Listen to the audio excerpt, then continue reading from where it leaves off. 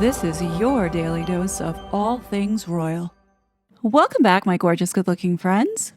The past few days have been a whirlwind, and I've been torn about where to focus and what to talk about because there's just so much. Between the possibility of World War III breaking out, the LA riots, then we had Trooping the Color yesterday, and then an assassination here in the United States, along with Trump's birthday and the No King protests. I mean, it's just been overwhelming. So today's video is going to be somewhat on the light side. To kick things off, Harry and Meghan drop a video now of Harry celebrating Father's Day. And of course, we get lots of footage now with the supposed children. Now, when you look at this and you go through it, you can't help but see that there is manipulation, even though they're trying to be genuine. And as heartfelt as the music is put towards it, how can we trust anything that these two put out? Now, I had to take the music off for copyright, but we'll go through this real quick. So as you could see, is opening here with this Happy Father's Day, Harry supposedly hugging these children, and then it opens into scenes that we saw in the Netflix mockumentary of Little Betty and Archie. Now, some people don't believe that that's Archie, some say that that's Eugenie's son, but who knows? Now, next, we get a never-seen-before clip of not really sure who that's supposed to be, whether it be Little Betty or Archie or a stand-in. But you can see that Harry is smiling and looking happy and proud. Now, here is just my initial opinion and reaction to this, is when you look at this video, I'm glad that I took the music off because it is distracting and it is designed to make you feel something. When you look at these photos quietly and you look at the clips, you realize that majority of the time Harry spends in this video is with Archie, or who we're supposed to think is Archie, not Little Betty. And in the brief moments that we do see what we're supposed to believe is Little Betty is the back of her head. Now, what this looks like to me is leftover footage from the Netflix mockumentary. Now, if you had watched this mockumentary, you would know that Harry and Meghan used various child actors to play Little Betty and Archie. What's interesting throughout this video is that we do not see the children as they are today. We're seeing them as how they were back when they did the Netflix mockumentary. So is that to protect them, or is that to say that, yeah, this whole thing's still a sham? I think it's pretty much the latter. Now, here is my opinion. I believe that there is an Archie, and we are seeing little bits of him throughout this video, but when he was smaller. As far as Little Betty goes, I think there's a problem here, because throughout this video, we don't see any part of her face, and for the most part, they are photographs of what we're supposed to believe is Harry and Little Betty, which could have easily have been manipulated. The other thing that I think is the problem here with Little Betty is that Meghan doesn't want to show her face because she's ugly. That's just my opinion. Now, what we can see with Harry is that he is more empathetic and more caring towards children than Meghan. Meghan doesn't have a maternal instinct in her bone. But Harry, yeah, you could see that he is good with kids or likes to have kids around. And being that Meghan took all his family away from him, this is really all he has, or at least I hope he has, and is spending this kind of time with them, because he does look happier when he's with these children, if they are his, right? The other thing that I can see Meghan doing is, out of spite, taking the remaining two things that mean something to him away when she does decide to leave him.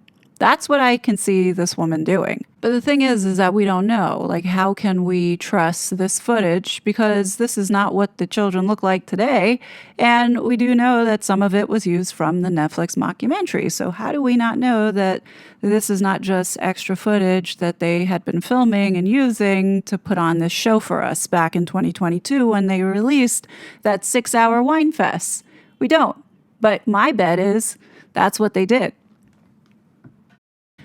So much has been happening globally, and while Harry and Meghan aren't the masterminds behind the chaos, their involvement over the past 4 years, through what they've funded and supported, has played a role in the destruction that we are witnessing today, not just in the United States, but also in the UK, Australia, and Canada. Let me be clear. They're not the architects of this psyops that we have been suffering through, but they bear responsibility for amplifying the radical left's agenda, which I compare it to pretty much modern day authoritarian tactics, similar to what the Nazis did. The radical Marxist left have become the party of hatred, violence, and racism. Harry and Meghan and their circle of globalist friends all do support it. They are the true enemies of society, and it's why they like to prey and grim the youth. We are witnessing in real time the destruction outcomes of their ideology. Now, if you agree with me, please go ahead and hit that like button. Recently, Harry and Meghan's bizarre attention-seeking behavior and media actions seem designed for two purposes. The first one, I see it as a way to distract from the broader moves by the globalist forces, like the Online Safety Act addendum and the EU DSA expansion on privacy about to go into effect in July. All this distraction is allowing these laws to be passed under the radar. The second purpose I see is to distance themselves from their involvement with the Biden regime. Meghan's antics, in particular, are crafted to make her seem frivolous, deflecting serious scrutiny. Take, for example, the recent news about the 6 staff members now leaving Archwell. It's a classic distraction. Instead of zeroing in on James Holt, the executive director who's actually running the show, the media spins it as Meghan's fault. Why isn't anyone questioning James Holt's leadership or his long tenure with the couple? Especially given his ties with Archwell's censorship efforts and relationship with Nick Clegg. Nobody's questioning or talking about him. Everybody is so focused on how terrible Meghan Markle is. And I believe that it's all by design. This is the Daily Mail that's putting this stuff out there. The same Daily Mail that Harry and Meghan give stories to. The same Daily Mail that the Markles use to put their stories out. So you keep in your mind that this is all part of the show. Part of me wants to ignore this puff piece circus because it is a waste of energy. But there's a deeper layer here with this military-grade psyops and social experiment that went absolutely sideways. Those of us who have followed this from the beginning know how manipulative it has been. We can't stay silent. If we don't keep exposing these tactics, the AI-driven narratives will rewrite history over time, and we must stay vigilant to ensure the truth isn't buried, because that's exactly what they are trying to do. Let me go ahead and give you a perfect example. This week, just before Trooping the Colour, UK tabloid Closer magazine splashed a story on its cover about these diaries that Meghan still has. It's no coincidence this was strategically planted to keep a constant threat hanging over the royal family's heads, while continuing to push this Marxist agenda, which really is designed to dismantle the institution. I think right now what it feels like is that whoever's behind this dark agenda is testing the waters again for appetite, floating new narratives to see what sticks when the timing and climate are right. This tired story about Meghan writing a book has been dragged out since August of 2022 from the Cut interview. And right now what I see is that it is getting louder because they are getting desperate. Let's go through this article so you can understand what I'm talking about. The headline says here, Meghan's diaries will devastate the royal family. Subline, the palace is set for another huge blow from the Sussexes as insiders reveal Meghan Markle is putting the finishing touches to a new bombshell book. They write, since cutting ties with the royal family in 2020 and moving to the U.S., Prince Harry and Meghan Markle have continued to make their feelings clear through a string of shocking claims. The couple, who wed in May 2018, first spoke out in their explosive Oprah Winfrey interview, followed by their 6-part Netflix docuseries, with even more explosive claims made in Harry's controversial memoir Spare. But now, Meghan could be about to drop the biggest bombshell yet. As sources tell Closer, she is set to publish her own book in the very near future, which will be a compilation of diary entries she made while living in the UK. They are said to contain details about a missing passport, how Meghan felt trapped in the royal family, the racial undertones felt from senior members, and Meghan's strained relationship with Prince William and Kate Middleton. Now, that's a dead giveaway, knowing who this article came from. All of which could unleash an even bigger storm within the firm, with fears it could destroy them. This could literally blow the roof off the palace, an insider says. Aides are aware that Meghan's diary entries could be devastating.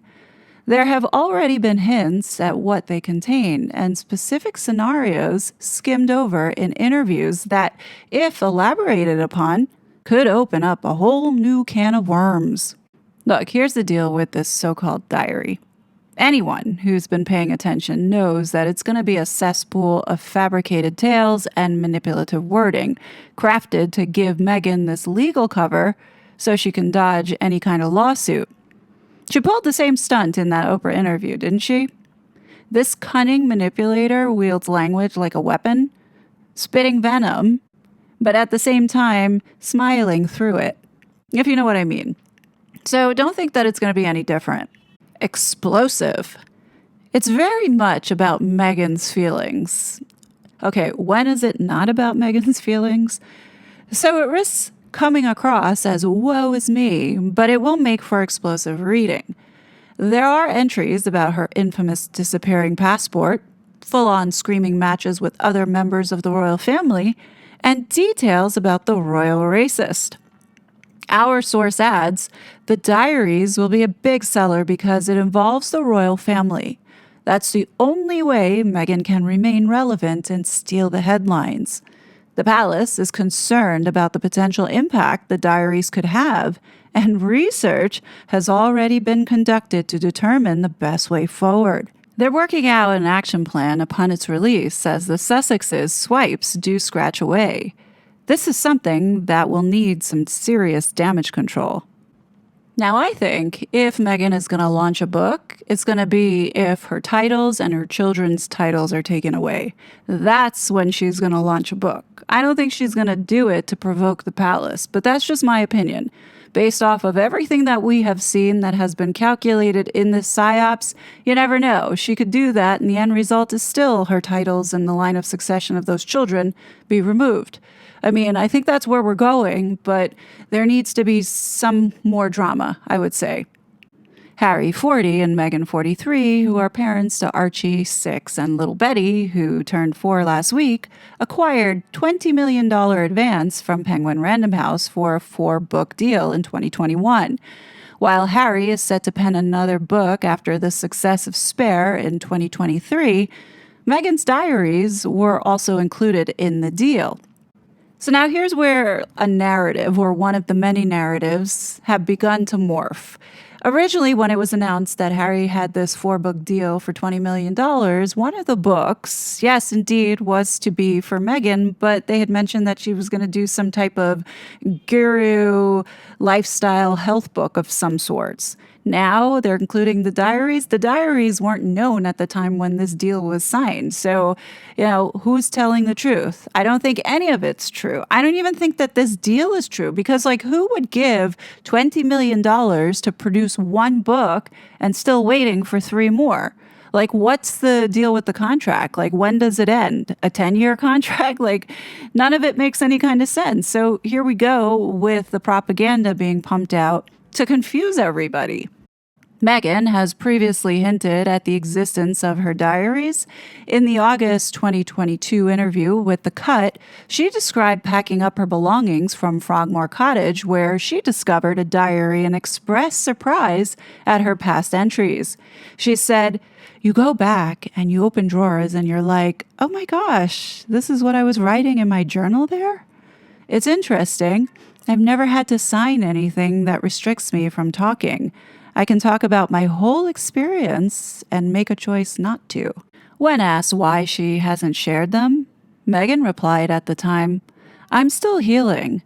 I think forgiveness is really important. It takes a lot more energy to not forgive, but it takes a lot of effort to forgive. I've really made an active effort, especially knowing that I can say anything." It's things like this that Meghan says that gets under people's skin, and she knows it. It's almost as if she does it because she knows she gets that little dig in there just so she can rile people up to get a reaction. And I think that the way that they're going about this whole entire psyops was designed to get people to react. Everything that this couple does has been calculated and orchestrated all to get a rise out of the public. It really is abusive in what these two have been doing, along with all the other people that have been playing their respective parts. Anyhow, continuing on, our insider says the interview was a thinly veiled threat, adding that Meghan's memoir could even be released in 2027 to coincide with the Sussex's UK trip. The visit is set to include the Invictus Games in Birmingham, as well as the 30th anniversary of Princess Diana's death. The source explains a 2027 release date could cause real problems for the royals and overshadow key milestones.